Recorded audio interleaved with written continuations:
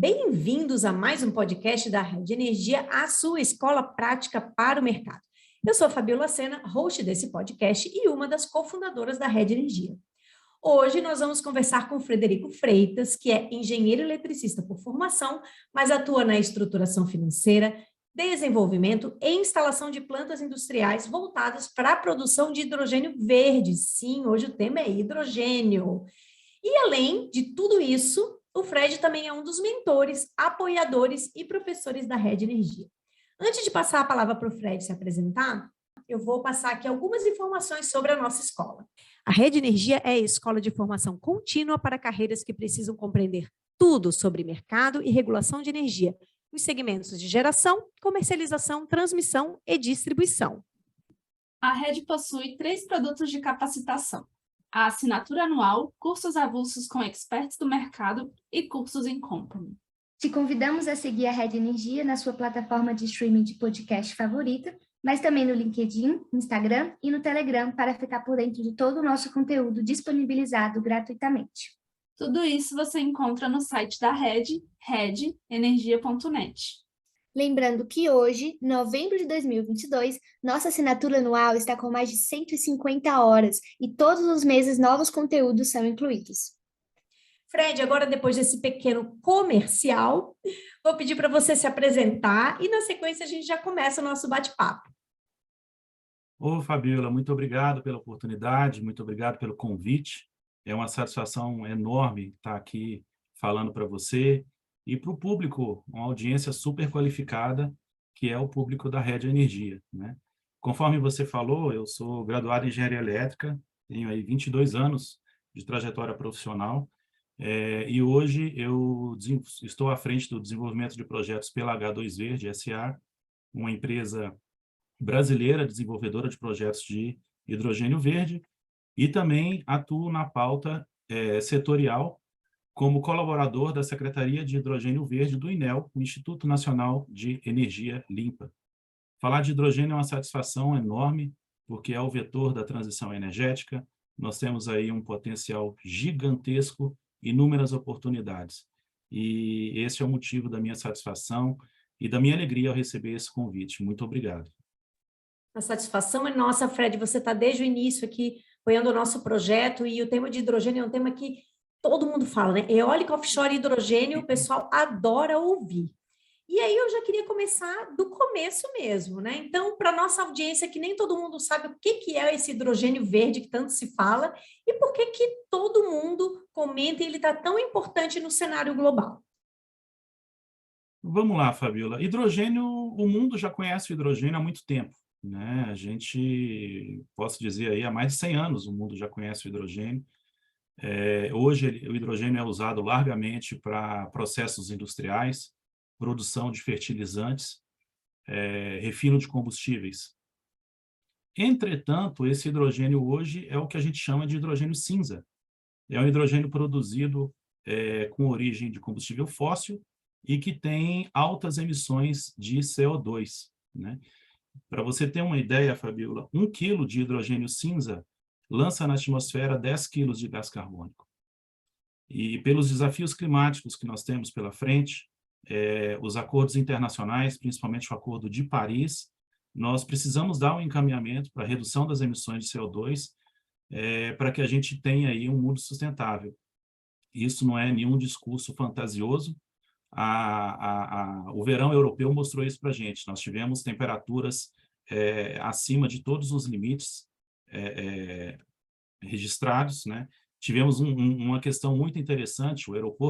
Dois aeroportos de Londres tiveram que fechar porque o calor extremo fez com que o asfalto da pista do aeroporto derretesse, né?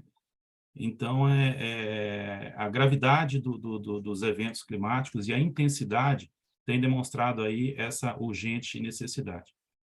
Então, o que é o hidrogênio verde? O que faz com que o hidrogênio seja verde?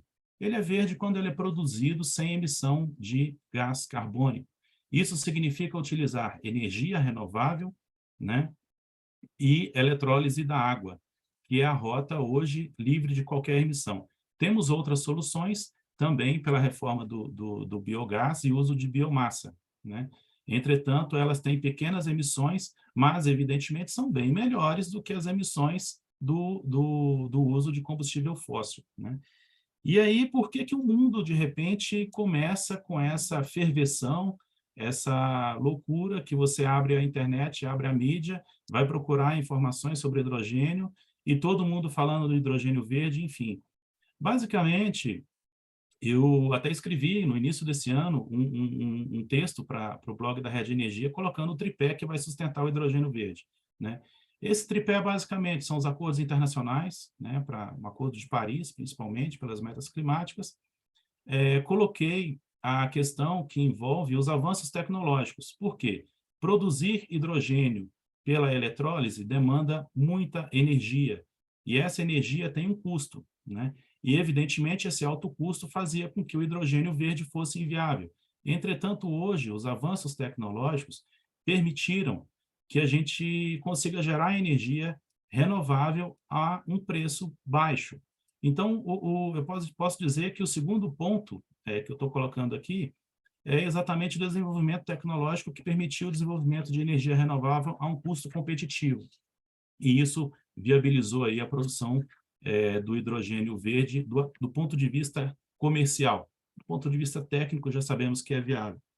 O terceiro fator é que a Europa, o mundo, definiu uma retomada de crescimento econômico pós-Covid, apoiada em uma rota de economia de baixo carbono, e, nesse sentido, enquadra-se o hidrogênio. Entretanto, lá no início do ano, quando eu coloquei esse texto no blog da Rede Energia, a gente não tinha um cenário que hoje é um cenário que pode ser um outro complicador. Estou falando do conflito bélico entre Rússia e Ucrânia, que reduziu a oferta de gás natural. Nós estamos hoje vivendo uma crise de gás natural na Europa, e isso pode ter impactos significativos para o Brasil, principalmente quando a gente fala de fertilizantes, né?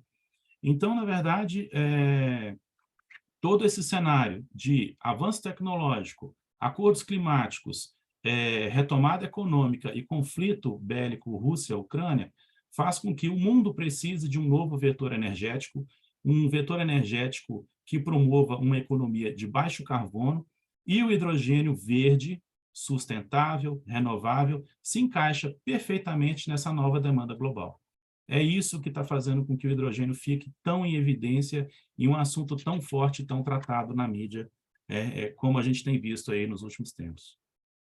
Nossa, Fred, que aula, clareza total aí, acho que todo mundo percebeu os vetores, né, que levam com que a gente só se ouça em hidrogênio verde, a gente ouve muito sobre eólicas offshore também. Aí eu queria ouvir de você o seguinte, muito bem, o mundo está muito predisposto ao hidrogênio verde, né, por todos esses fatores que você falou. E onde que o Brasil entra nessa equação, né? Por que o Brasil pode realmente ser um grande produtor de hidrogênio verde? Como que funcionaria aí o Brasil nessa equação global desses vetores energéticos de baixa emissão? Correto, Fabio. Eu arriscaria dizer que o Brasil tende a ser a Arábia Saudita do hidrogênio verde. Isso não é nenhum exagero. Nós temos abundância de sol, temos abundância de água, temos abundância de vento. Temos um país tropical muito abundante, temos abundância de biogás, né? Biomassa. Para você ter uma ideia, Fabiola, um relatório global de commodities da Bloomberg aponta que o custo do hidrogênio verde na Europa, e esse dado é de maio deste ano, maio de 2022, o custo do hidrogênio verde na Europa está na faixa de $11,48 o quilo. A Austrália, um país que tem abundância de sol, um país que tem um continente, praticamente um continente, né? E tem grande espaço territorial para a implementação aí de usinas solares e tudo mais, consegue, segundo esse relatório, produzir o hidrogênio a $2,91 o quilo, bem melhor do que os 11,48 da Europa.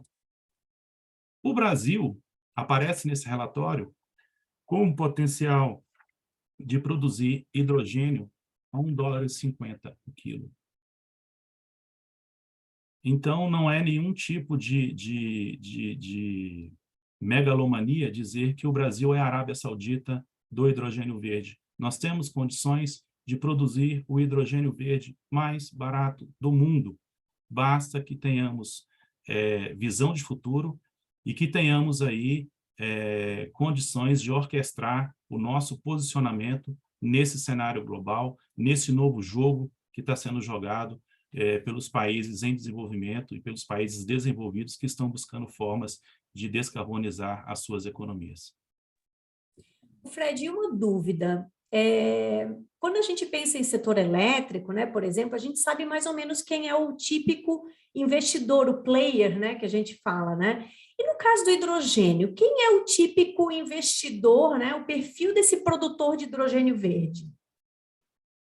Fabíola, é um perfil muito variado, porque o hidrogênio ele não é um vetor exclusivamente do setor elétrico, né?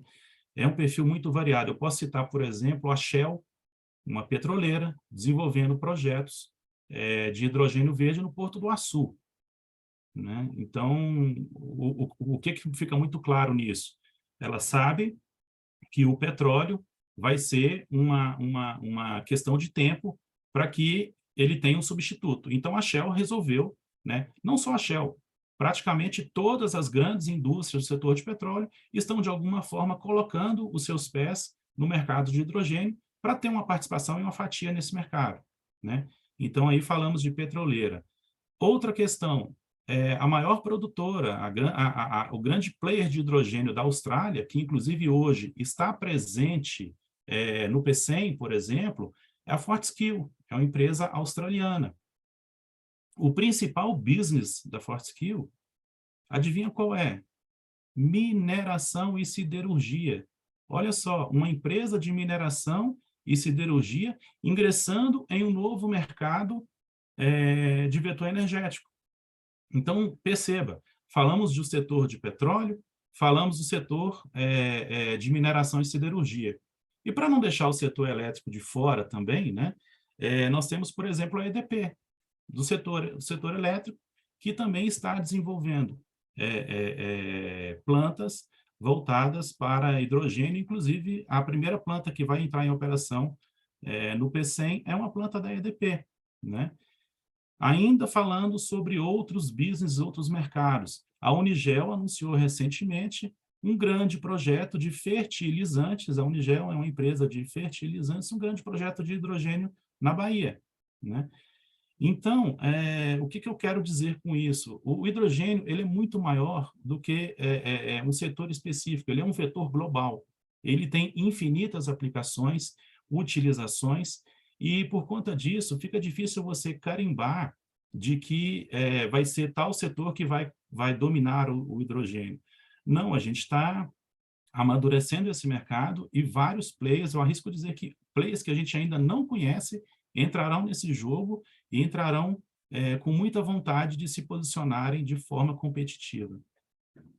Muito interessante, Fred. Aí eu fico tentando fazer um paralelo, né? Porque não tem jeito, eu sou do setor elétrico, então vou fazer sempre meu paralelo aqui. Então, quando eu, por exemplo, vou lá fazer um estudo para investir em uma usina eólica, por exemplo, né? Normalmente, quando eu vou lá tentar conseguir o financiamento, idealmente eu tenho que ir com um contrato da venda dessa energia para poder o banco, né, facilitar a minha vida do ponto de vista do financiamento. Então, assim, eu tenho aquele recebível, um contrato de venda de energia que vai respaldar esse financiamento. Muito bem.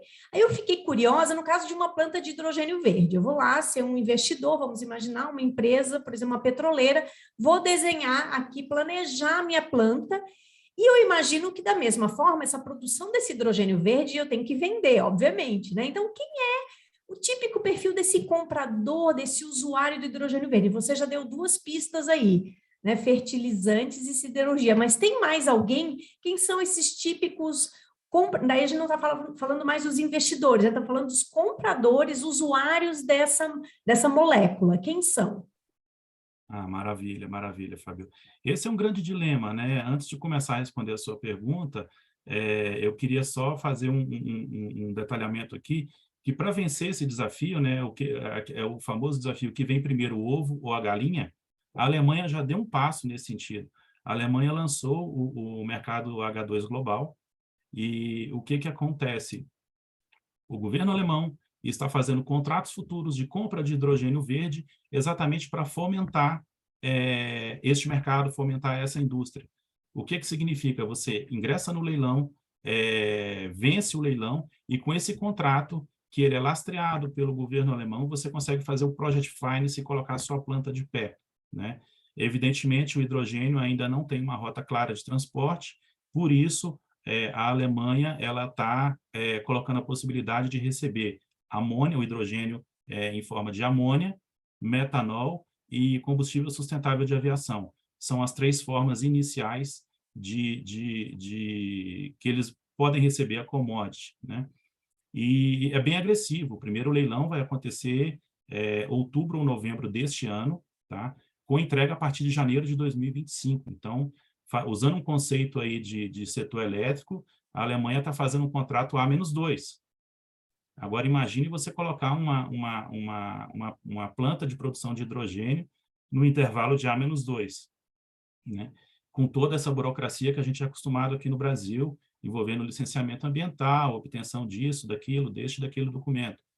É um desafio muito grande, é uma questão que a gente precisa dar o devido encaminhamento. Agora, falando um pouco sobre os compradores, né? Quem serão os usuários desse hidrogênio? Além da amônia, né, eu citei o caso da Unigel, nós temos o metanol. Pouca gente conhece as aplicações do metanol, mas o metanol ele pode ser usado em diversos processos industriais e ele não é tão complexo para se tratar quanto o hidrogênio. Eu digo isso porque o hidrogênio tem os riscos que a gente conhece, até por estar falando de um gás. E o metanol não tem tantas limitações e tantas preocupações que são necessárias com relação ao hidrogênio. Outro comprador são as empresas de transporte aéreo. Boeing e Airbus já estão desenvolvendo aviões movidos a combustível sustentável de aviação, que tem como base a produção do hidrogênio, né? Usa o hidrogênio para se produzir o combustível sustentável.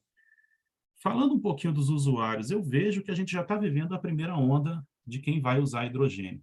A Alemanha já começou a aplicar hidrogênio na mobilidade urbana. Saiu aí na mídia um trem movido a hidrogênio, né, que está fazendo uma rota de aproximadamente 100 e alguns quilômetros no interior da Alemanha, né? Eu acredito muito na rota da eletromobilidade como primeira onda. Por quê?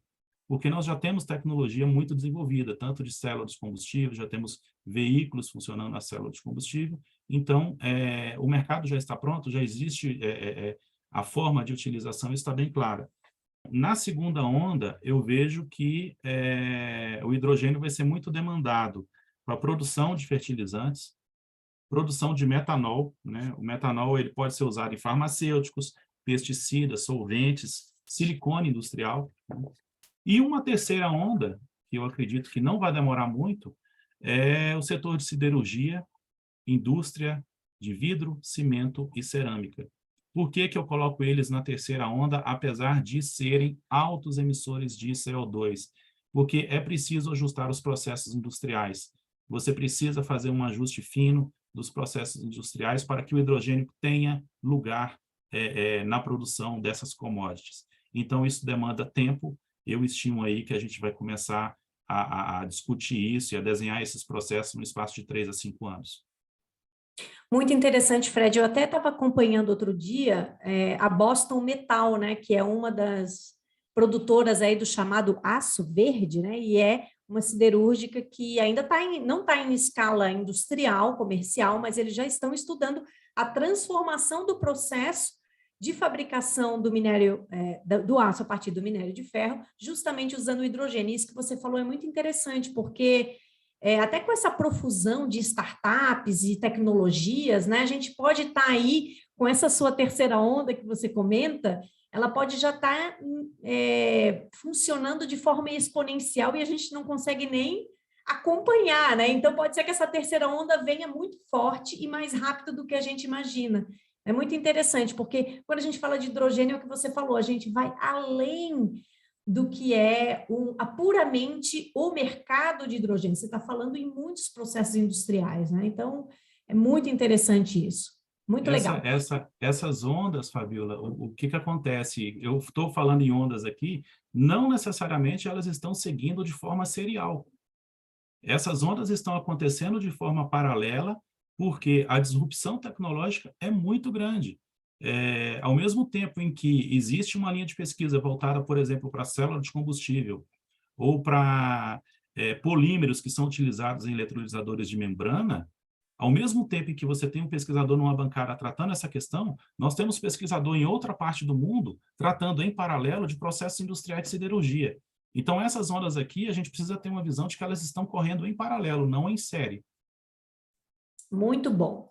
Fred, aí você comentou, né, que o Brasil tem aí tudo, né, tem todas as ferramentas para ser um grande protagonista, mas você também lembrou de alguns desafios, né? Não diria gargalos, mas são desafios. Você deu uma pista aqui, que é a questão do transporte, você também comentou licenciamento ambiental.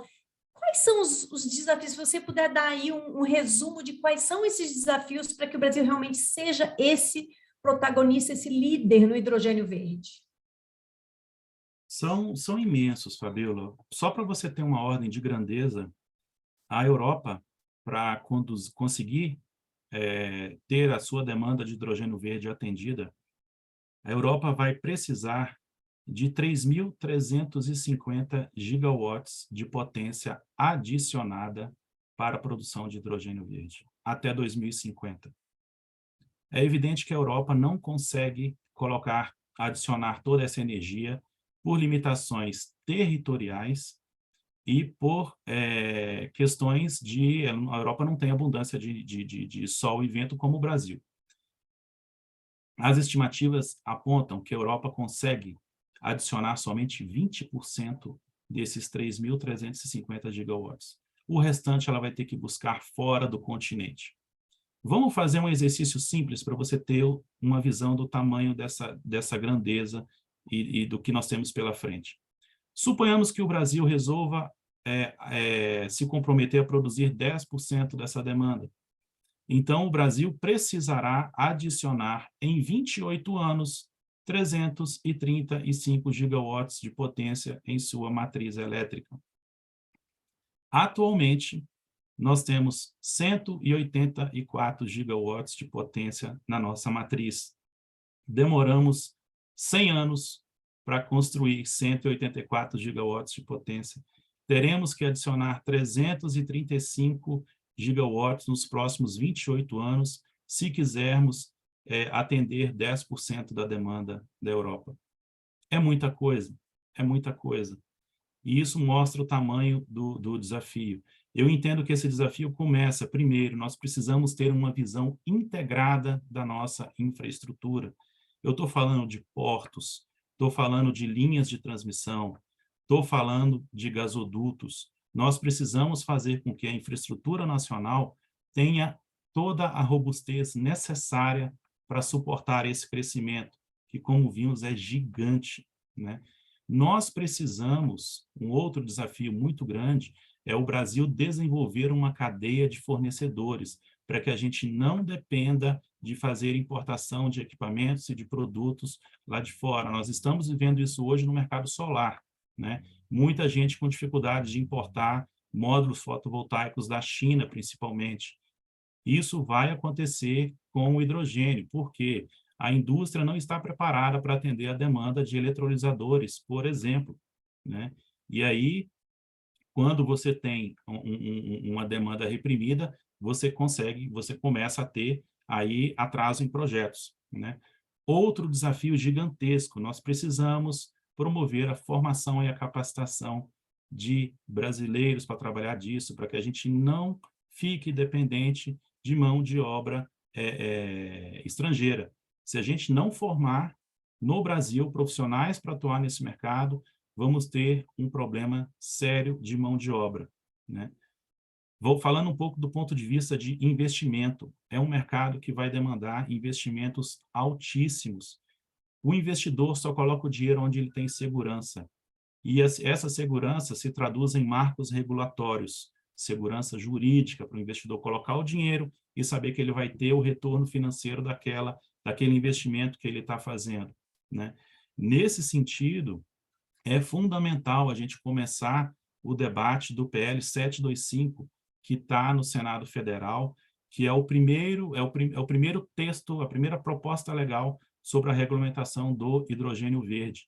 Eu não posso dizer se é um texto bom ou ruim, porque ele ainda está em estágio bem embrionário, mas é fundamental que todas as partes envolvidas sentem à mesa para construir esse diálogo, porque estamos falando de um vetor energético que traz impactos envolve, por exemplo, falando um pouco de agências, o hidrogênio ele envolve a ANP, porque é um gás, ele envolve a Agência Nacional de Águas, porque vamos usar água para produzir pela eletrólise, a ANEEL, pela disponibilidade de energia elétrica, né? Podemos falar um pouco até da Marinha, porque vamos produzir por eólica offshore, vamos precisar de verificar essas questões aí de licenciamento e questão de uso de águas territoriais, águas de domínio, né? Que o Brasil tem o domínio territorial, né? Então, essa questão do marco regulatório é muito importante. Eu acredito que esse PL sendo tratado já é uma sinalização clara. Outro ponto que eu vejo que o Brasil precisa se posicionar, já tratei sobre isso, já publiquei, inclusive, outro artigo no blog da Rede Energia recente sobre isso, que é a questão que envolve a certificação energética para a produção de hidrogênio. Eu percebo que o Brasil precisa se impor, precisa estar mais presente nisso. A Câmara de Comercialização de Energia levou recentemente para o simpósio do CIGRI em Paris uma proposta de um grupo de trabalho internacional para se tratar isso. E o Brasil, como eu disse, ele pode ser a Arábia Saudita do hidrogênio verde. E, lógico, requisitos mais rígidos e requisitos que não atendam os interesses do nosso potencial tendem a elevar o custo de produção. E isso não é interessante para o Brasil. Então, é fundamental o Brasil se posicionar, se colocar nesse cenário e saber ingressar nesse jogo como o grande produtor que seremos. Poderia ficar aqui, Fabíola, falando de desafios para você por mais 1 hora, porque são muitos desafios, mas eu considero que esses aqui são os principais. Nós precisamos dar encaminhamento nisso, de forma rápida, porque esse jogo está sendo jogado e a velocidade com que as coisas têm acontecido é assustadora, porque é uma avalanche de projetos, uma avalanche de investimentos, e o Brasil não pode perder essa brilhante oportunidade que surgiu no nosso horizonte. Fred, vou pegar um gancho do que você falou, porque você disse que um dos desafios é formar pessoas, né, capacitar, né, para a gente não depender de mão de obra de fora. E aí, você sabe que a Rede Energia é uma escola prática para o mercado, a gente se preocupa muito, né, com a capacitação de pessoas, e aí, se você pudesse dar alguma dica, né, para quem quer trabalhar com hidrogênio verde, por onde começar? Você é um dos mentores da Rede, então, para quem quiser, né, o Fred, ele tem, é só entrar na nossa página lá da Rede Energia, no nosso site, você vai encontrar como se contactar o Fred e até eventualmente ser mentorado por ele, mas se você puder dar alguma dica mais geral aqui, para quem está nos ouvindo, que quer trabalhar com hidrogênio verde, como faz, como começa? Bom, Fabíola, a primeira questão é que o hidrogênio, como eu disse, ele é um vetor tecnológico global, né? Você precisa entender alguns conceitos, por exemplo, química, termodinâmica, processos industriais, né? Por que muitos projetos não saem da prancheta? Porque eles foram desenhados com uma mentalidade de setor elétrico, né? E olha o risco que eu estou correndo falando isso numa escola de energia, né? Mas é verdade. Você precisa pensar o hidrogênio fora da caixinha, com a mentalidade que ultrapassa os limites do setor elétrico. Aqui eu não estou falando nada depreciativo com relação ao setor elétrico, até porque eu sou engenheiro eletricista de formação. Mas o hidrogênio, ele ultrapassa essas fronteiras, né? E aí eu posso destacar, por exemplo, oportunidades na área de P&D, né? Principalmente com relação ao desenvolvimento de células combustível, de eletrolisadores. Existem muitas pesquisas hoje voltadas para isso. Grandes montadoras, BMW, por exemplo, está desenvolvendo veículos, células de combustível para os seus veículos. Eles estão começando, inclusive, pela rota dos SUVs de luxo, né? E isso demanda, eles não sabem como faz, eles não sabem montar uma célula combustível, não sabem desenvolver. E aí eles nasceram e cresceram com motor a combustão. Aí, de repente, aparece uma célula combustível que vai fazer o carro rodar. E aí? Vai precisar de pesquisa, vai precisar de engenheiro, vai precisar de desenvolvimento. É uma grande oportunidade. Outro setor que eu acho que, assim, é fundamental, principalmente pela parte de segurança regulatória, é a área jurídica. Nós vamos precisar tratar questões regulatórias, questões de segurança de investimento e, principalmente, questões tributárias. Como é que nós vamos tributar o hidrogênio? Como é que vai ser a parte fiscal da venda do hidrogênio? Se eu produzir e vender para alguém, se eu fizer exportação, como isso vai se dar? Né? Então, sabemos hoje que existem escritórios hoje especializados nas questões tributárias do setor elétrico. Vocês já pararam para imaginar o tamanho da demanda que virá com questões tributárias envolvendo hidrogênio verde? E olha só, eu estou falando de um setor que não é engenharia, estou falando de um setor que é direito, mas que precisa entender e trabalhar as questões do hidrogênio verde. Né? Outra oportunidade que envolve também tanto a parte de engenharia e agora um business mais voltado para negócios, né? É modelagem. Nós falamos aqui sobre aplicações do hidrogênio na siderurgia, por exemplo. Né? Você precisa modelar um novo processo industrial. Por quê? O processo industrial existente hoje foi feito para queimar carvão, para queimar óleo, né? E a queima desse carvão e desse óleo, como resultado, tem a produção do aço. Evidentemente, você precisa produzir o aço, só tem que ir com um novo processo industrial. Né? E aí entra a parte de engenharia, entra a parte de negócios, entra a parte de viabilidade, de você mostrar efetivamente que aquele negócio é viável. Olha, você produzindo aço cinza, usando carvão, vai sair a tantos dólares a tonelada do seu aço. Você produzindo com hidrogênio verde, o seu aço verde vai sair a tantas toneladas. Isso é um negócio, isso é uma profissão, modelagem de negócios. Né? Temos oportunidades também para desenvolver novas plantas. Nós vamos ter aí uma escalada gigantesca de novas plantas surgindo pelo país.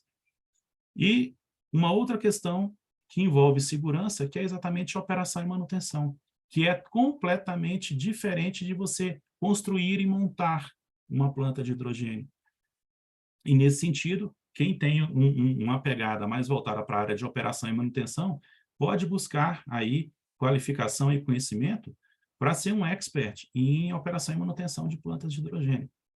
Né? São alguns pontos aqui que me vêm à mente, Fabíola, mas eu acho que temos bastantes oportunidades, acho que de tédio nós não morreremos. Com certeza, é muito, muito bom a gente ver como tem um mar de oportunidades, realmente, um oceano de oportunidades em hidrogênio, Fred, que vão muito além do setor elétrico, como você falou, né? Então, eu tenho uma má notícia, o nosso bate-papo chegou ao fim. Essa é a má notícia. Passa rápido, né? Quando o bate-papo é gostoso, passa rápido. Fred, a gente te agradece, lógico, você já é parte, né? Você já é nosso membro honorário da Rede Energia, então você volta quando você quiser. E queria saber se ficou faltando algum recadinho que você não deixou aqui durante o nosso bate-papo. Ô, Fabíola, eu tenho só agradecer a você pela oportunidade de estar aqui falando para os alunos da Rede Energia, essa audiência super qualificada. É muito bom fazer parte desse ecossistema, porque eu sempre acredito na divulgação do conhecimento, acredito muito nesse compartilhamento, todos nós crescemos com isso. E a dica que eu deixo é que eu sempre estou estudando novos assuntos com relação ao mercado de hidrogênio, sempre que surge algum insight novo, algum novo ponto que o mundo está tratando com relação ao hidrogênio, eu sempre procuro um espaço na agenda para escrever algum artigo e colocar esse insight lá no blog da Rede Energia. Então, se você quiser acompanhar um pouco mais sobre como esse mercado está evoluindo, não deixe de acessar o blog da Rede Energia, que sempre tem lá algum insight novo sobre hidrogênio verde, que são os textos que eu coloco aí, para que todos vocês possam conhecer um pouco mais dessa gigante transformação que nós estamos vivendo do ponto de vista energético no mundo. Muito obrigado, Fabíola, pela oportunidade, foi uma delícia esse bate-papo, e é uma satisfação poder contribuir com essa iniciativa da Rede Energia. A gente fica super feliz, Fred, e muito valiosa seu lembrete. O Fred tem já, acho que 3 artigos lá com a gente, e os artigos do Fred são muito direto ao ponto, assim, é muito gostoso de ler, que a gente lê e realmente sai com um conhecimento para a gente. Então, é muito bom. Agora, Fred, tem um outro recadinho. O recadinho que você esqueceu é que a gente tem um curso in company de hidrogênio com o Fred. Então, quem tiver interesse aí, é só buscar a gente aí pelo contato @redenergia.net, que a gente estrutura esse curso de hidrogênio. E aí tem a ementa lá no site, tá tudo para quem tiver interesse. A gente já ia quase esquecendo de falar sobre o curso, Fred. Não podemos esquecer, né? De forma alguma, mas eu deixo para que você faça o anúncio da novidade, Fabíola. Afinal de contas, você é a cofundadora da Rede e cabe a você fazer esse anúncio tão importante, né? E Muito o grande bom. detalhe dessa capacitação em company é que a gente consegue desenhar um conteúdo específico para a demanda do cliente, né? Como quem ouviu o podcast inteiro percebe que estamos falando aí de um vetor tecnológico muito amplo, né? Então, a gente consegue entender quais são as demandas e consegue formatar o conteúdo de acordo com o que o cliente precisa, quer seja um escritório jurídico, quer seja uma empresa de project finance que quer fazer desenvolvimento financeiro, enfim, isso tudo está à disposição, só seguir aí os caminhos e o site que a Fabíola acabou de indicar. Muito bom, Fred, obrigada. E antes de me despedir, eu vou deixar um recadinho meu aqui, final, que você ouça os nossos outros episódios. Acho que a gente já tem mais de 30 episódios aqui na escola, então ouça. E para deixar a gente feliz aqui na Rede Energia, deixa a sua avaliação do podcast. Isso é uma forma da gente saber se você está gostando, como que a gente pode melhorar. Muito obrigada e até a próxima. Muito obrigado, Fabíola. Estou à disposição quando for necessário. Estaremos aqui para conversar um pouco mais. Tchau, tchau. Tchau.